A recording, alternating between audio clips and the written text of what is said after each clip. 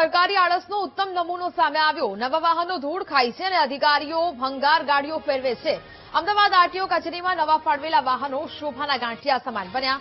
RTO કમિશનરે નવા વાહનોને લીલી ઝંડી ન આપતા વાહનો ધૂળ ખાઈ રહ્યા છે। અમદાવાદ પશ્ચિમના 4, પૂર્વમાં 1 અને ગ્રામ્ય કચેરીને ફાળવવામાં આવ્યું છે 1 વાહન। 6 મહિનાથી નવા વાહનની ફાળવણી થઈ પણ હજુ વાહનોને લીલી ઝંડી નથી અપાઈ।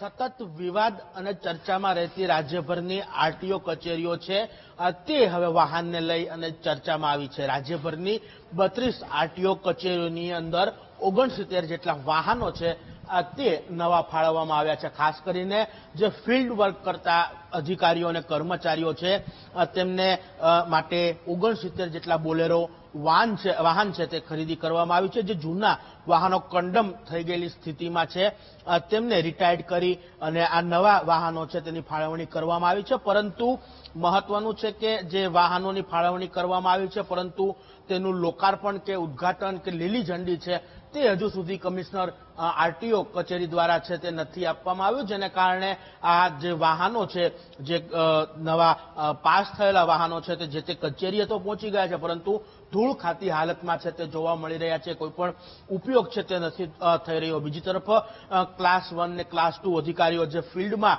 ઉતરી રહ્યા છે, ફિલ્ડમાં જઈ રહ્યા છે, તેમને જે છે તે જે જૂના વાહનો ખખડધજ હાલતમાં થઈ ગયેલા વાહનો છે તે લઈને જવું પડે છે।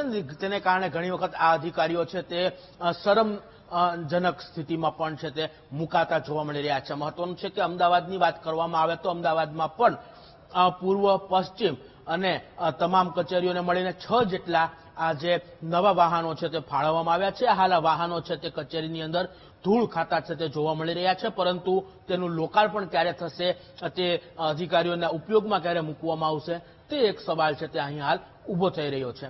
કેમેરામેન અજય પટેલ સાથે શુભમ ભટ્ટ, વીટીવી ન્યૂઝ, અમદાવાદ।